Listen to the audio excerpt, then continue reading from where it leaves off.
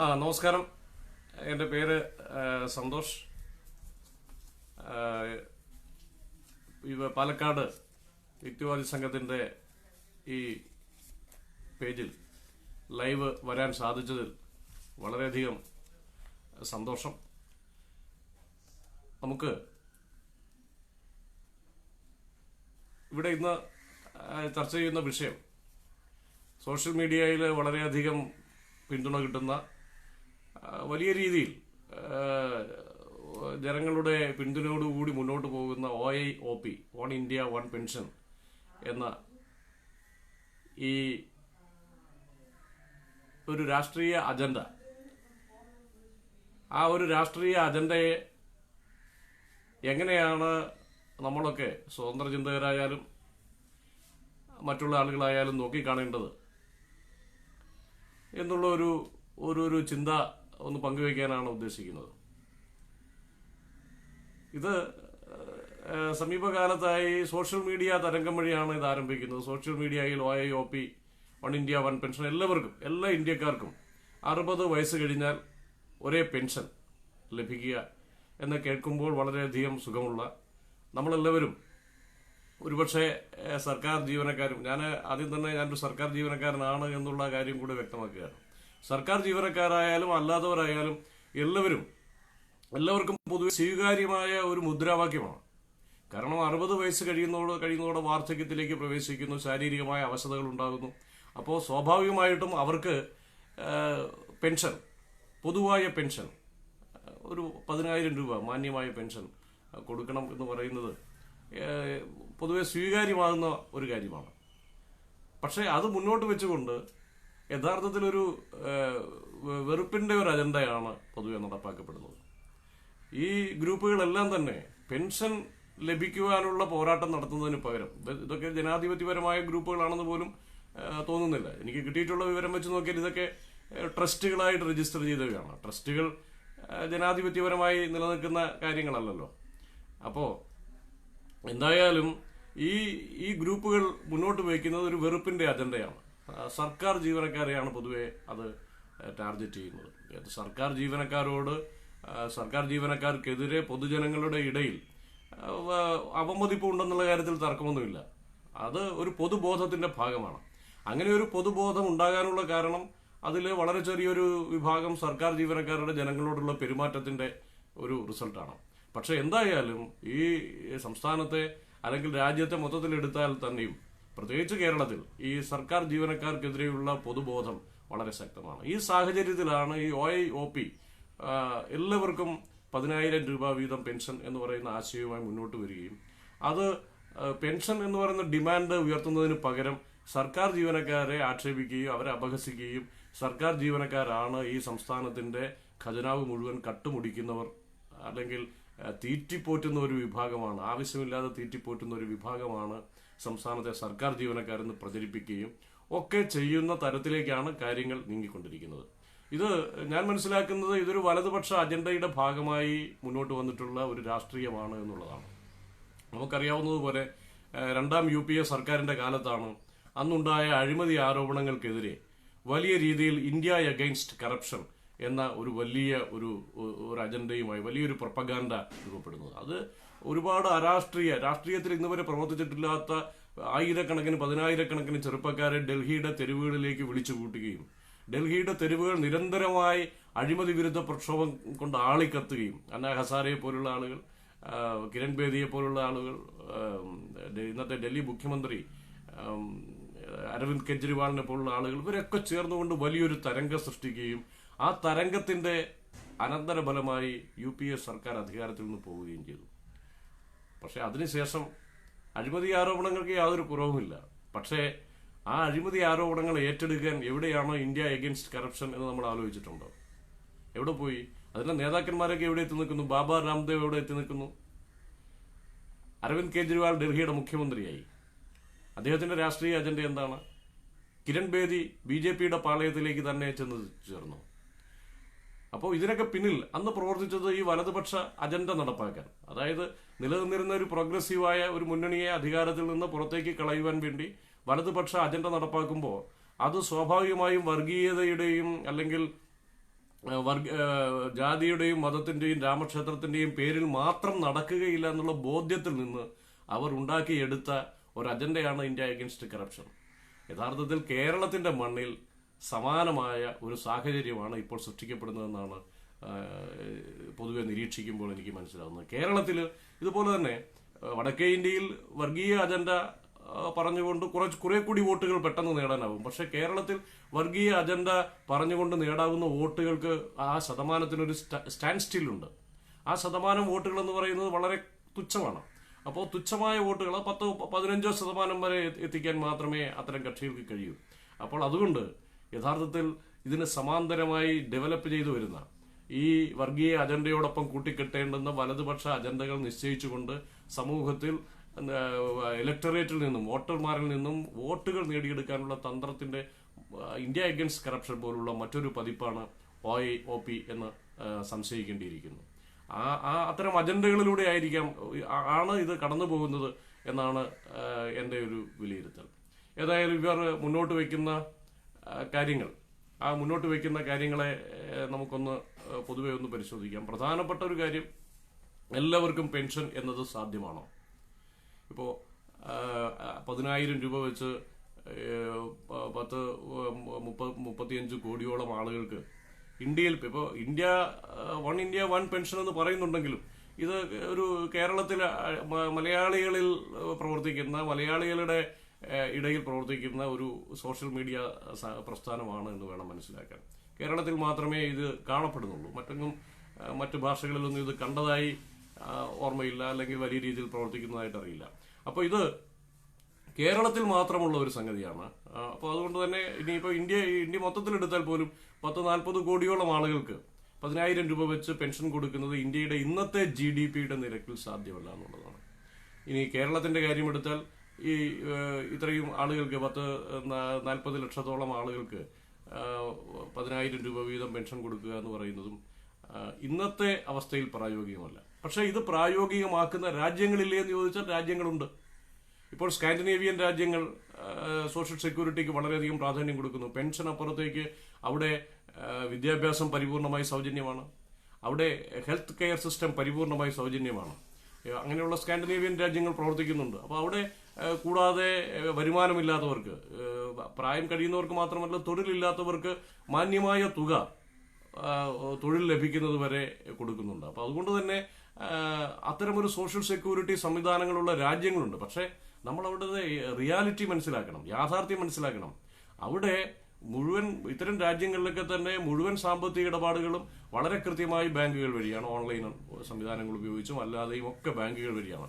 അപ്പോൾ അവിടുത്തെ ടാക്സേഷൻ ഒരു 25% മുതൽ 30% വരെയാണ് ടാക്സ്. എല്ലാ ഇടപാടുകൾക്കും ടാക്സ് വരികയാണ്, എല്ലാ വരുമാനത്തിനും ടാക്സ് വരികയാണ്, ഇടപാടുകൾക്കല്ല എല്ലാ വരുമാനത്തിനും ടാക്സ് വരികയാണ്. ഇപ്പോൾ നമ്മുടെ വീട്ടിലെ പൂന്തോട്ടം നന്നാക്കാനായി ഒരാൾ വരുന്നുണ്ടെങ്കിൽ ആ പണം അയാൾക്ക് ബാങ്ക് വഴിയാണ് ലഭിക്കുന്നത്, കൂലി ബാങ്ക് വഴിയാണ് ലഭിക്കുന്നത്. അപ്പോൾ തന്നെ ആ വരുമാനത്തിൽ നിന്നും നികുതി കുറച്ചതിന് ശേഷം മാത്രമേ വരുമാനം കിട്ടുകയുള്ളൂ. അപ്പോൾ 30%-ഓളം നികുതി അത് നമ്മുടെ രാജ്യത്ത് പ്രായോഗികമാണോ? ഇന്നത്തെ സാഹചര്യത്തിൽ നമ്മുടെ രാജ്യത്തിന്റെ സാമ്പത്തിക അവസ്ഥ, നമ്മുടെ സാമ്പത്തിക പ്രത്യേകതകൾ ഇതെല്ലാം വെച്ചിട്ട് അത്തരം ഒരു ടാക്സേഷൻ സമ്പ്രദായം പ്രായോഗികമാണോ? അപ്പൊ അങ്ങനെയുള്ള ഹ്യൂജായിട്ട് ഇപ്പോൾ 30% ടാക്സേഷൻ ഇന്ത്യയിൽ എല്ലാ വരുമാനത്തിനും വരികയാണെങ്കിൽ, പരിധിയില്ലാതെ വരുമാനത്തിന് 30% ടാക്സേഷൻ വരികയാണെങ്കിൽ ഇതൊക്കെ ഒരുപക്ഷെ സാധിച്ചേക്കാം. പക്ഷെ എല്ലാവരെയും 30% ടാക്സ് ചെയ്യാൻ നമുക്ക് കഴിയുകയില്ല എന്നുള്ളതാണ്.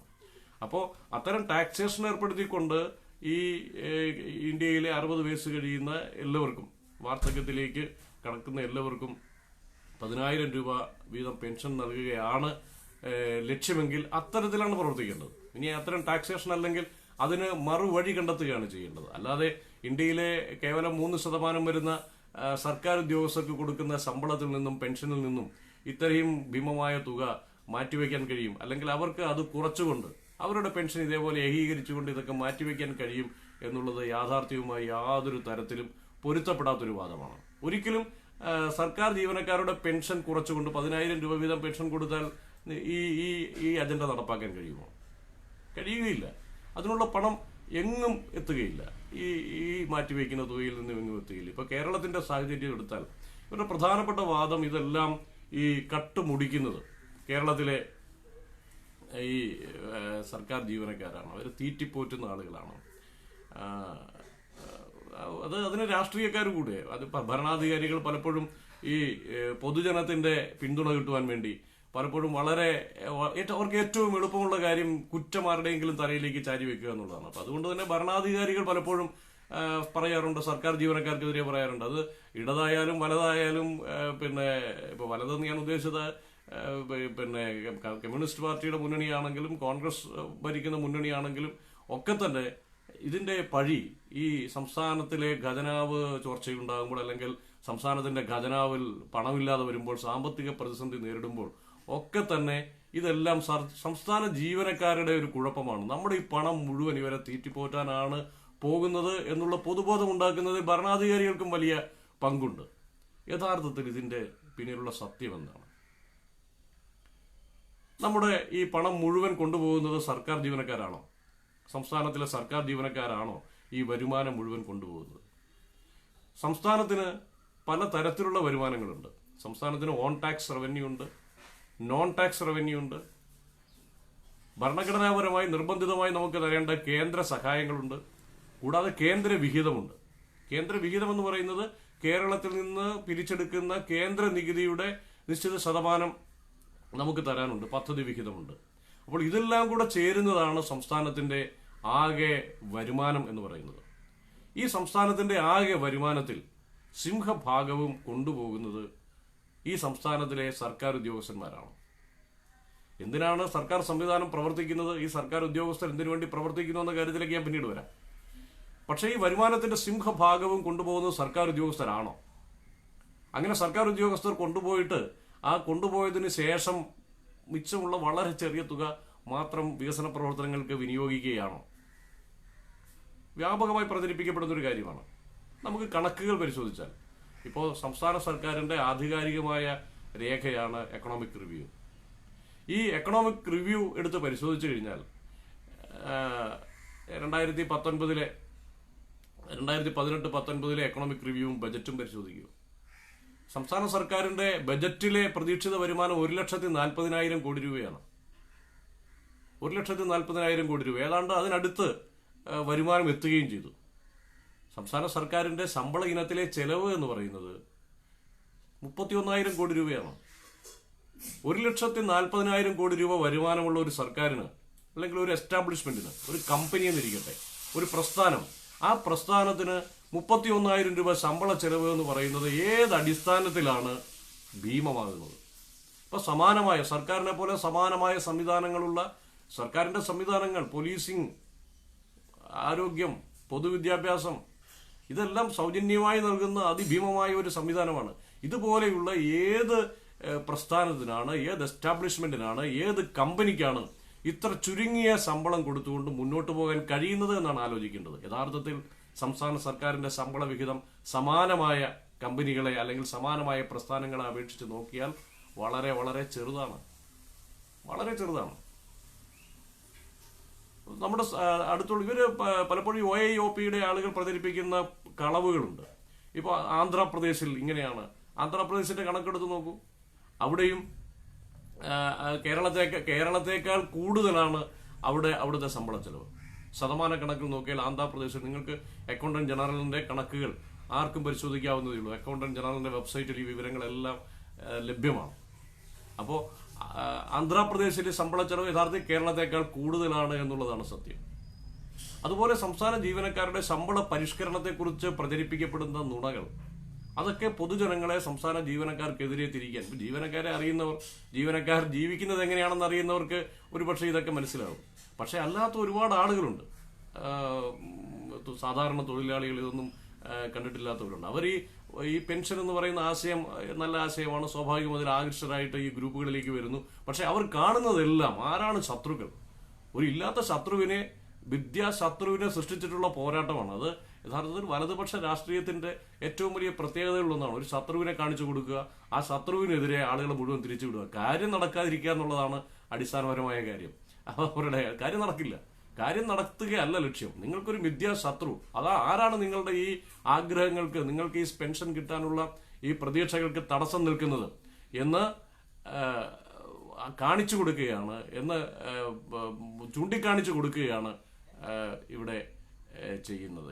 ഈ സംസ്ഥാന ജീവനക്കാർ ചെയ്യുന്നത്, സംസ്ഥാന ജീവനക്കാർക്കെതിരെ ഈ OIOPയുടെ ആളുകൾ ചെയ്യുന്നത്. അപ്പോ ഒരു മിഥ്യാശത്രുവിനെ സൃഷ്ടിക്കുക, ക്ഷമിക്കണം, ഒരു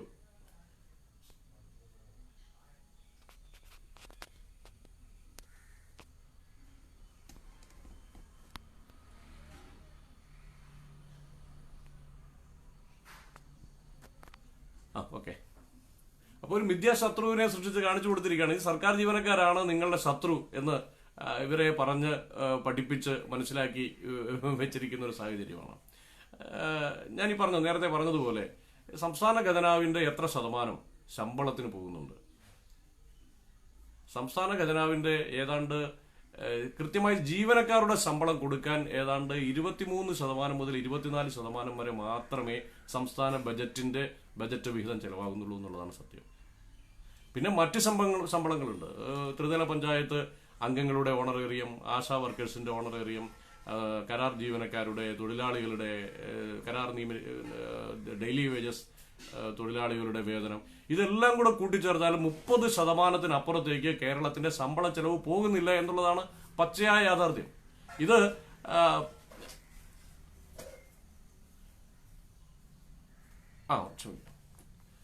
ഇത് ഇത് എവിടെയും വെല്ലുവിളിക്കാൻ പോലും നമ്മൾ തയ്യാറാണ്. ഇത് അല്ലാത്ത ഒരു റെക്കോർഡ് കാണിക്കണം. സംസ്ഥാന ബജറ്റിന്റെ കേവലം 30% താഴെ ആണ് യഥാർത്ഥ ശമ്പള ചെലവ് എന്ന് പറയുന്നത്. പിന്നെ ഒരു 18% പെൻഷൻ കൊടുക്കുന്നുണ്ട്. ഈ സംസ്ഥാനത്ത് പെൻഷൻ അവസാനിച്ചു എന്നുള്ള വസ്തുതയെങ്കിലും, ഈ സ്റ്റാറ്റ്യൂട്ടറി പെൻഷൻ അവസാനിച്ചു എന്നുള്ള വസ്തുതയെങ്കിലും ഈ OIOPയുടെ ആളുകൾ മനസ്സിലാക്കണമെന്ന് അഭ്യർത്ഥിക്കുകയാണ്. 2013 ശേഷം സേവനത്തിൽ പ്രവേശിച്ച ആർക്കും സ്റ്റാറ്റ്യൂട്ടറി പെൻഷൻ ഇല്ല. അവർക്ക് ലഭിക്കുന്ന വേതനത്തിൽ നിന്ന് നിശ്ചിത ശതമാനം മറ്റു സ്വകാര്യ കമ്പനികൾ ചെയ്യുന്നത് പോലെ തൊഴിലുടമയുടെ വേതനം, തൊഴിലുടമയുടെ സർക്കാരാണ്, തൊഴിലുടമയുടെ ഭാഗത്തു നിന്നും നിശ്ചിത ശതമാനം അവർ ഒരു പെൻഷൻ ഫണ്ടിലേക്ക് നിക്ഷേപിക്കുകയാണ്. ആ പെൻഷൻ ഫണ്ട് അവർ റിട്ടയർ ചെയ്യുമ്പോൾ ആ പെൻഷൻ ഫണ്ടിലുള്ള തുക ഉപയോഗിച്ചിട്ടാണ് അവരുടെ പെൻഷൻ കണ്ടെത്താൻ പോകുന്നത്. അതായത് ഒരു 2035 സംസ്ഥാന സർവീസിൽ പെൻഷൻ ചെലവ് എന്ന് പറയുന്നത് പതുക്കെ അവസാനിക്കും. അതോടുകൂടി സംസ്ഥാന സർക്കാർ പെൻഷൻ ചെലവിൽ നിന്ന് മോചിതരാവുകയാണ് ചെയ്യുന്നത്. അപ്പോൾ വളരെ വിചിത്രമായ പല വാദങ്ങളും ഇവിടെ ഉയർന്നു വരുന്നുണ്ട്. ഇപ്പോൾ സംസ്ഥാനത്ത് യഥാർത്ഥത്തിൽ ഒരു 10-12 വർഷത്തിനുള്ളിൽ പെൻഷൻ എന്ന് പറയുന്ന പ്രക്രിയ അവസാനിക്കുകയാണ്. സംസ്ഥാന ഖജനാവിൽ നിന്ന് എടുത്ത് പെൻഷൻ കൊടുക്കുന്നത് അവസാനിക്കുകയാണ്. പുതുതായി സർവീസിൽ പ്രവേശിക്കുന്ന ആർക്കും ഈ നിലവിലെ സ്റ്റാറ്റ്യൂട്ടറി പെൻഷൻ, നിയമപരമായ പെൻഷൻ ഇല്ല എന്നുള്ള വസ്തുത കൂടി നാം മനസ്സിലാക്കണം. അപ്പോൾ പിന്നെ ഈ പെൻഷന്റെ പേരിൽ നടത്തുന്ന ഈ അഭ്യാസം, പിന്നെ എന്താണ് പെൻഷൻ? എന്താണ് പെൻഷൻ? പെൻഷൻ എന്ന് പറയുന്നത് മാറ്റിവെക്കപ്പെട്ട വേതനമാണ് പെൻഷൻ. അത് അറിയണമെങ്കിൽ നമ്മൾ ഒന്ന് പരിശോധിച്ചാൽ മതി. ഇപ്പൊ പെൻഷൻ ഉള്ള സ്ഥാപനങ്ങളിൽ ജോലി ചെയ്യുന്നവരും പെൻഷൻ ഇല്ലാത്ത സ്ഥാപനങ്ങളിൽ ജോലി ചെയ്യുന്നവരും, സംസ്ഥാന സർക്കാർ മാതൃകാ തൊഴിലുടമയാണ്, വലിയ തൊഴിലുടമയാണ്. ആ സൈസിലുള്ള, അതിനോട് താരതമ്യം ചെയ്യാവുന്ന തൊഴിലുടമകളെയാണ് നമ്മൾ കാണേണ്ടത്. ഇപ്പോൾ ടാറ്റ വലിയ കമ്പനിയാണ്, അതുപോലെ തന്നെ അങ്ങനെയുള്ള വമ്പൻ കമ്പനികൾ, വമ്പൻ പൊതുമേഖലാ സ്ഥാപനങ്ങൾ, അവയുമായിട്ട് സർക്കാരിനെ താരതമ്യം ചെയ്യൂ. അങ്ങനെ താരതമ്യം ചെയ്യുമ്പോൾ പെൻഷൻ ഉള്ളിടത്തും പെൻഷൻ ഇല്ലാത്തിടത്തും വരുമാന വ്യത്യാസം കാണാം. ഇപ്പോൾ ബാങ്കുകളിൽ പെൻഷൻ ഉണ്ടായിരുന്നില്ല, അപ്പോൾ സ്വാഭാവികമായിട്ട് ബാങ്കുകളിലെ വേതനം ഉയർന്നതായിരുന്നു. എന്നാൽ പെൻഷൻ ഉള്ള സ്ഥാപനങ്ങളിലും പെൻഷൻ ഉള്ള സ്ഥലങ്ങളിലും പെൻഷൻ ഉള്ള തൊഴിലിടങ്ങളിലും ഒക്കെ തന്നെ വരുമാനം, അവരുടെ പ്രതിമാസ വരുമാനം അല്ലെങ്കിൽ അവരുടെ കൂലി കുറവായിരിക്കും. യഥാർത്ഥത്തിൽ അവിടെ ചെയ്യുന്നത് ഈ പെൻഷൻ കോൺട്രിബ്യൂഷൻ എന്ന് പറയുന്ന ഒരു ആശയം ഇതിനകത്ത് അന്തർലീനമാണ്. അതായത് പെൻഷൻ ഉള്ള സർവീസുകളിൽ, പെൻഷൻ ഉള്ള ജോലികളിൽ അവരുടെ വേതനത്തിന്റെ നിശ്ചിത ശതമാനം പെൻഷന് വേണ്ടി മാറ്റിവെക്കപ്പെടുന്നു എന്നാണ് കോൺസെപ്റ്റ്.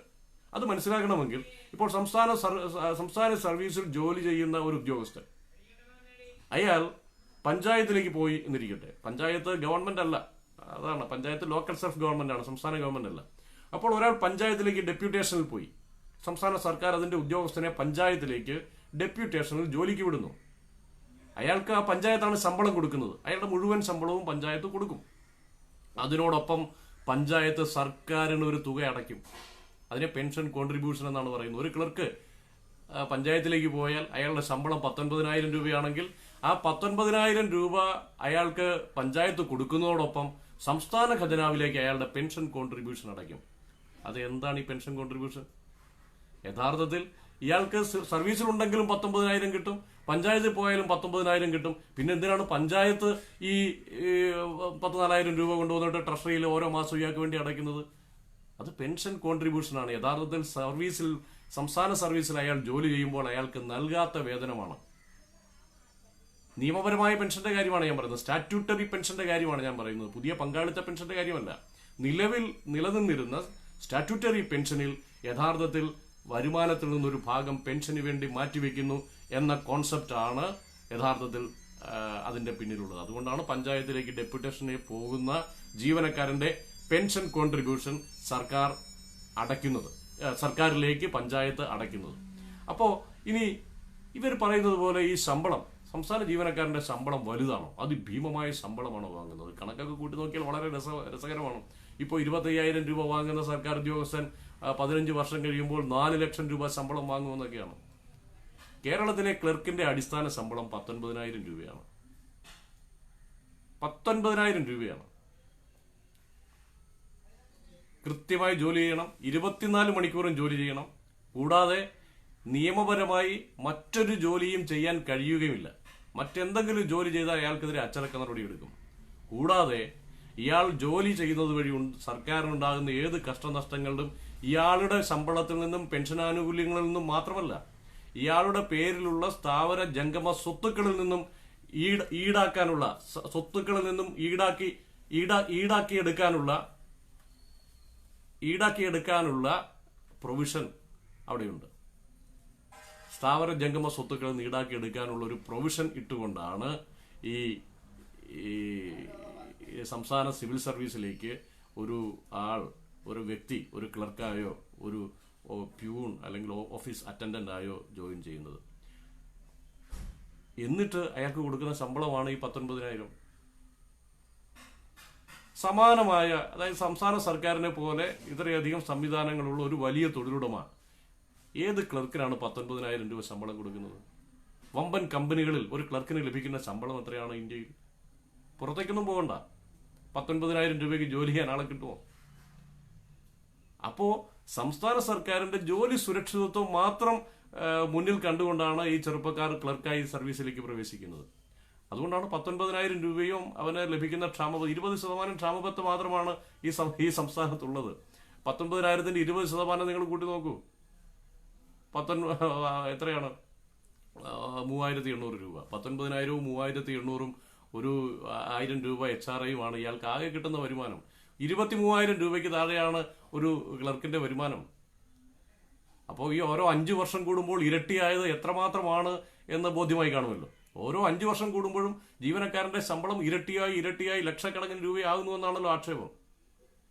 സംസ്ഥാനത്തിലെ പരമാവധി ശമ്പളം 1 ലക്ഷം രൂപയ്ക്ക് അടുത്ത് നിൽക്കുന്ന ശമ്പളമാണ്. ഈ സംസ്ഥാനത്തിലെ ചീഫ് സെക്രട്ടറി എന്ന് പറയുന്ന തസ്തികയിലെ പരമാവധി ശമ്പളത്തിന്റെ കാര്യമാണ് ഞാൻ പറഞ്ഞത്. അപ്പോൾ ഇത്രയും ഇരട്ടിയായിട്ട് ഇവിടം വരെ എത്തിയുള്ളൂ എന്നാണ്. ഓരോ 5 വർഷം കൂടുമ്പോഴും ഇരട്ടിയായിട്ട് ഇവിടെ വരെ എത്തിയുള്ളെങ്കിൽ സംസ്ഥാന സർക്കാർ ജീവനക്കാരന്റെ ശമ്പളത്തെക്കുറിച്ച് ഇപ്പോൾ ഒരു ജൂനിയർ സൂപ്രണ്ട് എന്ന് പറയുന്നത് ഓഫീസ് മാനേജറാണ്. ഒരു ഓഫീസിനെ നിയന്ത്രിക്കുന്ന ആളാണ് ജൂനിയർ സൂപ്രണ്ട്. ഈ മികച്ച ഒരു സ്വകാര്യ കമ്പനിയിൽ എവിടെയാണ് ഒരു മാനേജറെ 50,000 രൂപ കൊടുക്കാതെ കിട്ടുന്നത്? മിനിമം 50,000 രൂപ കൊടുക്കണ്ടേ? സംസ്ഥാന സർക്കാരിൽ 30,000 രൂപയാണ് ഒരു ജൂനിയർ സൂപ്രണ്ടിന്റെ അടിസ്ഥാന ശമ്പളം. അതിന്റെ 20% ക്ഷാമബത്താണ്. ഏതാണ്ട് 40,000 രൂപയാണ് കിട്ടുന്നത്. പക്ഷേ ഈ ജൂനിയർ സൂപ്രണ്ട് ആകണമെങ്കിൽ ഇയാൾ 20 വർഷം ജോലി ചെയ്യണം. ഏത് സ്വകാര്യ മേഖലയിലാണ് 20 വർഷം സർവീസുള്ള ഒരു മാനേജർക്ക് 40,000 രൂപയിൽ താഴെ ശമ്പളമുള്ളത്? അപ്പോൾ യഥാർത്ഥത്തിൽ സംസ്ഥാന സർക്കാർ ശമ്പളത്തിന്റെ കാര്യത്തിൽ വളരെ മികച്ച പ്രവർത്തനം കാഴ്ചവെക്കുന്നു. അതായത് വളരെ കുറഞ്ഞ ശമ്പളം കൊടുത്തുകൊണ്ട് വളരെ എഫിഷ്യന്റ് ആയിട്ടുള്ളൊരു സർവീസിനെ നിലനിർത്തുന്നു എന്നുള്ളതാണ്. എഫിഷ്യൻസിയുടെ കാര്യത്തിൽ വില്ലേജ് ഓഫീസ് എടുത്ത് നോക്കൂ, 100 കണക്കിന് സർട്ടിഫിക്കറ്റുകളുണ്ട്. 24 തരം സർട്ടിഫിക്കറ്റുകളാണെന്നാണ് എനിക്ക് തോന്നുന്നത്. 100 കണക്കിന് സർട്ടിഫിക്കറ്റുകൾ കൊടുക്കണം ഒരു ദിവസം. അവിടുത്തെ പ്രതിരോധ പ്രവർത്തനങ്ങൾ, പ്രകൃതി ക്ഷോഭം, പിന്നെ ഇനി രോഗങ്ങൾ വന്നാൽ അത്, അവിടെ എന്തെങ്കിലും അക്രമ സംഭവങ്ങൾ ഉണ്ടായാൽ അതിന്റെ ഉത്തരവാദിത്വം, ഇത് മുഴുവൻ നോക്കുന്ന ഒരാളാണ് വില്ലേജ് ഓഫീസറും അദ്ദേഹത്തിന്റെ 4-5 സ്റ്റാഫും. ചില വില്ലേജുകളിൽ 1,00,000 വരെ ജനങ്ങളുണ്ട്. 1,00,000 ആളുകളുടെ ഭൂമി സംബന്ധമായ മുഴുവൻ ഇടപാടുകൾ, ക്രമസമാധാന സംബന്ധമായ പല വിഷയങ്ങൾ, നിരവധിയായ സർട്ടിഫിക്കറ്റുകൾ, ഇതെല്ലാം വളരെ എഫിഷ്യൻസിയോടെ ചെയ്യുന്നത് നൽകുന്നത് കേവലം 5 പേരാണ്. ഒരു സ്വകാര്യ കമ്പനിയെ ഏൽപ്പിച്ചാൽ അവർ മിനിമം എത്ര പേരെ നിയമിക്കും എന്നുകൂടി നമ്മൾ മനസ്സിലാക്കണം. ഇപ്പോൾ ബാങ്കുകളിൽ നടക്കുന്ന ട്രാൻസാക്ഷനും ട്രഷറികൾ ഒരു ദിവസം 2,000-3,000 ട്രാൻസാക്ഷൻ വരെ നടക്കും. ഒരു സെക്കൻഡിൽ ഒരു ട്രാൻസാക്ഷൻ ഒക്കെ വെച്ചിട്ടാണ് പലപ്പോഴും ട്രഷറികളിൽ നടക്കുക. പക്ഷെ ബാങ്കുകളിൽ അവരൊരു 300-400 പോയി കഴിഞ്ഞാൽ അവരത് ചെയ്യാറില്ല. വളരെ എഫിഷ്യന്റ് ആയിട്ടുള്ള ഒരു സംവിധാനം, ഞാൻ നേരത്തെ പറഞ്ഞതുപോലെ തുച്ഛമായ ശമ്പളം കൊടുത്തു, അതായത് ഗുണം മെച്ചം വില വളരെ തുച്ഛം എന്നുള്ളതാണ് സംസ്ഥാന ജീവനക്കാരുടെ ശമ്പളത്തിന്റെ യഥാർത്ഥ അവസ്ഥ. ഒരു ക്ലർക്കിന് 19,000 രൂപ ശമ്പളവും അതിനോടൊപ്പം 20% DA കൂടെ കൂട്ടിക്കോളൂ. ഒരു ജൂനിയർ സൂപ്രണ്ടിന് 30,000 രൂപ ശമ്പളവും കൊടുക്കുന്ന ഒരു സംവിധാനമാണ്. അതെങ്ങനെയാണ് അധിക ചെലവാകുന്നത്? പിന്നെ ഏറ്റവും പ്രധാനപ്പെട്ട ഒരു കാര്യം, എങ്ങോട്ടാണ് ഈ ചെലവുകളൊക്കെ പോകുന്നത്? നമ്മുടെ സംസ്ഥാന സിവിൽ സർവീസിന്റെ 70% ആളുകളും, ഈ 5.5 ലക്ഷത്തോളം ആളുകളിൽ 70%-ഓളം 2 മേഖലകളിലാണ് ജോലി ചെയ്യുന്നത്. അത് വിദ്യാഭ്യാസവും ആരോഗ്യവുമാണ്. നമ്മുടെ കുട്ടികളെ സൗജന്യമായാണ് പഠിപ്പിക്കുന്നത്. സർക്കാർ സ്കൂളുകളും എയ്ഡഡ് സ്കൂളുകളും അവിടെ സൗജന്യ വിദ്യാഭ്യാസം നൽകുന്നു. അതാണ് കേരള മാതൃകയുടെ ആണിക്കല്ലെന്ന് പറയുന്നത്. സാർവത്രികവും സൗജന്യവുമായ വിദ്യാഭ്യാസമാണ്. ആ സൗജന്യ വിദ്യാഭ്യാസം നൽകുവാൻ വേണ്ടി താഴെത്തട്ട് മുതൽ പ്രൈമറി തലം തൊട്ട് അല്ലെങ്കിൽ പ്രീ പ്രൈമറി തലം തൊട്ട് ഗവേഷണ തലം വരെയുള്ള അധ്യാപകരെ നമ്മൾ നിയമിച്ചിരിക്കുന്നു സൗജന്യ വിദ്യാഭ്യാസം നൽകാൻ. അവർക്ക് ശമ്പളം കൊടുക്കണ്ടേ? അവർക്ക് ശമ്പളം നൽകണ്ടേ? അപ്പോ അവർക്ക് ശമ്പളം നൽകേണ്ടെന്ന അഭിപ്രായമുള്ള ആരെങ്കിലും ഉണ്ടോ? അതുകൂടാതെ നമ്മുടെ പോലീസിംഗ്, സൗജന്യമായി ജനങ്ങളുടെ സുരക്ഷിതത്വം കാക്കുന്ന പോലീസിംഗ്, 50,000-ഓളം 40,000-ഓളം സ്ട്രെങ്ത് ഉള്ള ഒരു പോലീസ് സംവിധാനം, അവർക്ക് ശമ്പളം കൊടുക്കണ്ടേ?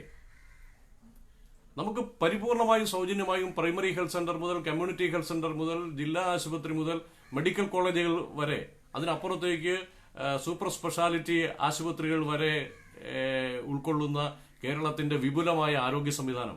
അവിടെ നഴ്സിംഗ് PTS മുതൽ നഴ്സിംഗ് അസിസ്റ്റന്റ് മുതൽ സ്റ്റാഫ് നഴ്സ് മുതൽ നഴ്സിംഗ് സൂപ്രണ്ടുമാർ മുതൽ ഇങ്ങനെ മുകളിലേക്ക് വന്ന് നിരവധിയായ ഡോക്ടർമാർ, അതിവിദഗ്ധമായ കഴിവുകളുള്ള യോഗ്യതകളുള്ള ഡോക്ടർമാർ ഉൾപ്പെടെയുള്ള 10,000-കണക്കിനായ ആളുകൾ, അവർക്ക് ശമ്പളം കൊടുക്കണ്ടേ? അപ്പോൾ യഥാർത്ഥത്തിൽ ഈ ശമ്പളം നൽകുന്നത് വഴി ഉണ്ടാകുന്ന സമൂഹത്തിനുണ്ടാകുന്ന പ്രൊഡക്ടിവിറ്റി എത്ര അധികമാണ്, എത്ര അധികം പ്രൊഡക്ടിവിറ്റിയാണ് ഉണ്ടാകുന്നതെന്ന് കൂടി നമ്മൾ മനസ്സിലാക്കണം. അതായത് ഇതിനൊക്കെ ഒരു പ്രതിഫലം നിശ്ചയിക്കുകയാണെങ്കിൽ, ഇപ്പോൾ തന്നെ കോവിഡ് ചികിത്സയ്ക്ക് വേണ്ടി സംസ്ഥാന സർക്കാർ ഒരു നിശ്ചിത മാതൃകയിൽ പ്രതിഫലം നിശ്ചയിച്ച് കൊടുത്തിട്ടുണ്ട്. ഒരു ദിവസം 2,500 രൂപയാണ് ഹോസ്പിറ്റലിൽ കഴിയുന്നതിന് സ്വകാര്യ ആശുപത്രിക്ക് ഈടാക്കാവുന്നത്. PPE കിറ്റിന്റെ വില, വെന്റിലേറ്ററിലായാൽ ഒരു ദിവസം 11,000 രൂപയാണ്. ഇതെല്ലാം സംസ്ഥാന സർക്കാരിന്റെ ആശുപത്രികളിൽ സൗജന്യമായി ചെയ്തുകൊണ്ടിരിക്കുകയാണ്. അങ്ങനെ സൗജന്യമായി ചെയ്യാൻ കഴിയുന്നത് ഈ ശമ്പളത്തിന് ഇവിടെ ആളുകൾ ജോലി ചെയ്യുന്നത് കൊണ്ടാണ്. അപ്പോൾ അവർക്കൊക്കെ ശമ്പളം കൊടുക്കണ്ടേ? അപ്പോൾ നമ്മുടെ ശമ്പള ചെലവിന്റെ 70% ഈ പ്രധാനപ്പെട്ട 3 മേഖലകൾ, ആരോഗ്യം, വിദ്യാഭ്യാസം, സുരക്ഷ, ഈ 3 മേഖലകളിലേക്കാണ് പോകുന്നത്. ബാക്കിയെല്ലാം കൂടെ ചേർത്താലും 30% വരും. റവന്യൂ ഉൾപ്പെടെ വലിയ വകുപ്പാണ് റവന്യൂ. അതുപോലെ തന്നെ പഞ്ചായത്ത് വകുപ്പ് ഒഴിവാക്കാൻ കഴിയുന്ന വകുപ്പാണോ? ഇതെല്ലാം കൂടെ ചേർത്തിട്ടാണ്. ഇനി നമ്മുടെ കേരളത്തിലെ ഈ സംവിധാനം മറ്റേതെങ്കിലും സംവിധാനത്തെക്കാൾ മികവ് കുറഞ്ഞതാണോ, അല്ലെങ്കിൽ ചെലവ് കൂടിയതാണോ? ഏത് സംസ്ഥാനവുമായും താരതമ്യപ്പെടുത്തി നോക്കാം. തമിഴ്നാടുമായിട്ട് താരതമ്യപ്പെടുത്തിയാലും ആന്ധ്രാപ്രദേശുമായി താരതമ്യപ്പെടുത്തിയാലും താരതമ്യേന കുറഞ്ഞ എണ്ണം ജീവനക്കാരെ ഉപയോഗിച്ച് വളരെ മികച്ച രീതിയിൽ വളരെ ഇഫക്റ്റീവായി പ്രവർത്തിക്കുന്ന ഒരു സർക്കാർ സംവിധാനമാണ് യഥാർത്ഥത്തിൽ ഉള്ളത്. അപ്പോൾ ഞാൻ കമന്റുകളൊന്നും കാണുന്നില്ല. കമന്റുകൾ ആരും ചെയ്യാഞ്ഞിട്ടാണോ?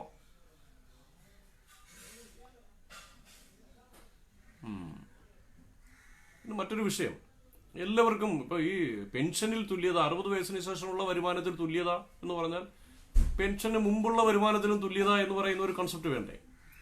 വരുമാനത്തിലെ തുല്യത നമുക്ക് യഥാർത്ഥത്തിൽ എങ്ങും ഉറപ്പാക്കാൻ കഴിയുകയില്ല. ഇപ്പൊ വരുമാനത്തിലെ തുല്യത, ഇപ്പോൾ ശമ്പളം നിശ്ചയിക്കപ്പെടുന്നത്, കാരണം ഇവിടെ OIOPയുടെ ആളുകളൊക്കെ പറയാറുണ്ട് കോളേജ് അധ്യാപകന്റെ ശമ്പളം ലക്ഷങ്ങൾ വരും. ലക്ഷങ്ങളൊന്നും വരില്ലെങ്കിൽ ലക്ഷത്തിനടുത്തൊക്കെ വരും. എന്തുകൊണ്ടാണ് ഒരു അധ്യാപകന് അത്തരം ഉയർന്ന ശമ്പളം വരുന്നത്? കോളേജ് അധ്യാപകന്. കാരണം കോളേജ് അധ്യാപകനായാലും തൊഴിലാളിയായാലും രണ്ടുപേർക്കും അവരുടെ 16-ാം വയസ്സ് മുതലൊക്കെ തൊഴിലിന് പോകാൻ തുടങ്ങാം. സാധാരണ തൊഴിലാളിക്ക് 16 വയസ്സ് മുതൽ അല്ലെങ്കിൽ 18 വയസ്സ് മുതൽ അയാൾ തൊഴിലിന് പോകുന്നു. അങ്ങനെ 16 വയസ്സ് മുതൽ ജോലിക്ക് പോകുന്ന ഒരാൾ ഒരു 35 വയസ്സ് വരെ തൊഴിലെടുത്താൽ ഇന്നത്തെ വേതന നിലവാരം അനുസരിച്ച് അയാൾക്ക് നേടാവുന്ന ഒരു തുകയുണ്ട്. വലിയൊരു തുക അയാൾക്ക് ദിവസം ഒരു 800 രൂപ വെച്ച് മാസം 20 ദിവസമോ 25 ദിവസമോ പണിയെടുത്താൽ ഒരു 10-15 വർഷം കൊണ്ട് ലക്ഷക്കണക്കിന് രൂപ ഏൺ ചെയ്യാൻ സാധിക്കും. പക്ഷേ ഈ തൊഴിലിന് പോയാൽ ഒരാൾക്ക് അധ്യാപകനാകാൻ കഴിയുകയില്ല.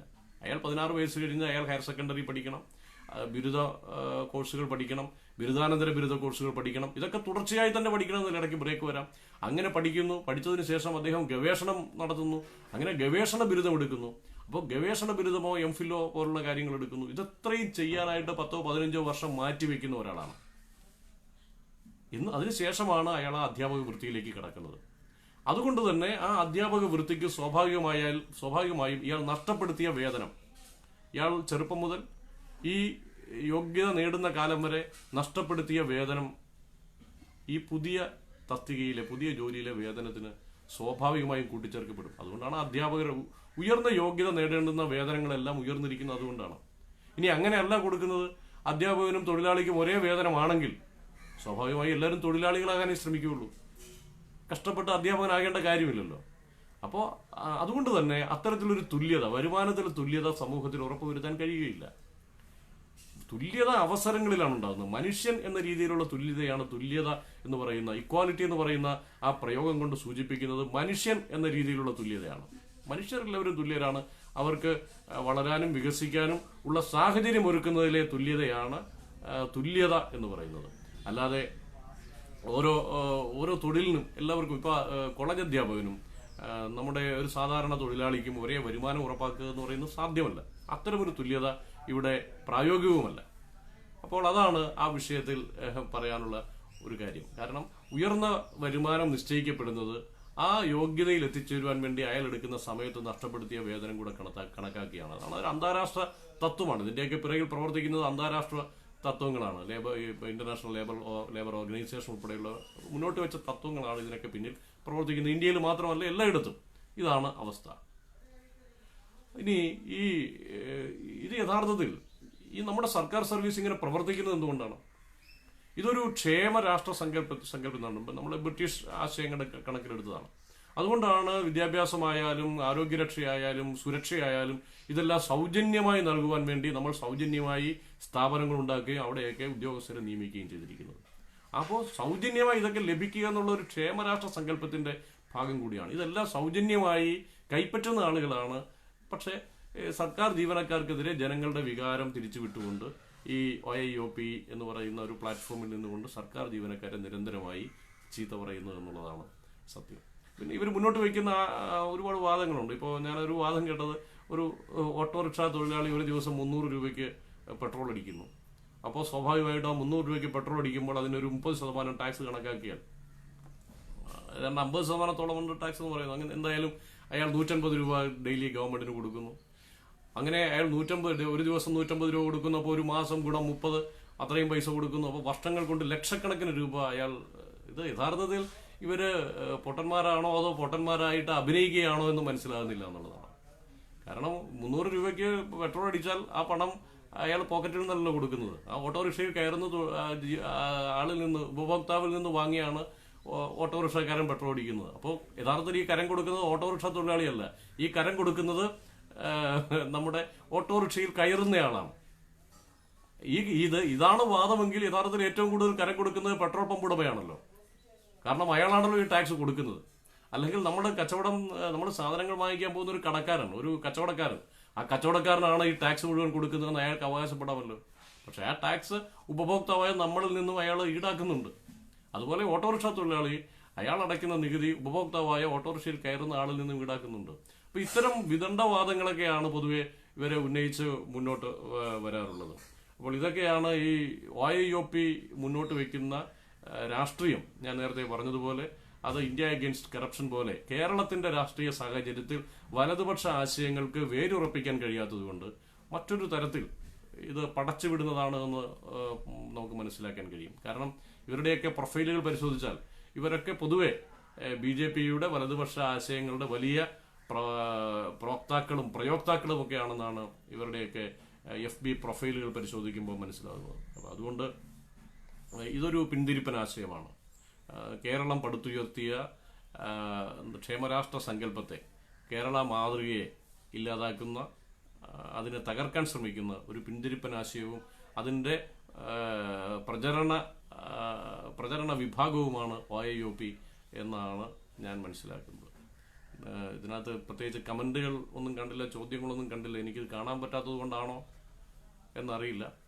അപ്പോൾ ഈ കാര്യങ്ങളൊക്കെയാണ് നമുക്ക് ഈ വിഷയത്തിൽ എനിക്ക് പറയാനുള്ളത്. ചോദ്യങ്ങൾ എനിക്കിത് കാണാൻ പറ്റാത്തത് കൊണ്ടാണോ? കമന്റുകളൊന്നും കാണുന്നില്ല.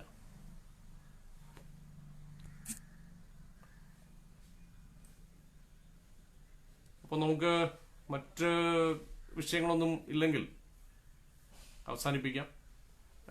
ഏതെങ്കിലും കമന്റുകൾ ഉണ്ടെങ്കിൽ ഇതിന്റെ ചുവട്ടിൽ കമന്റുകൾ രേഖപ്പെടുത്തുക.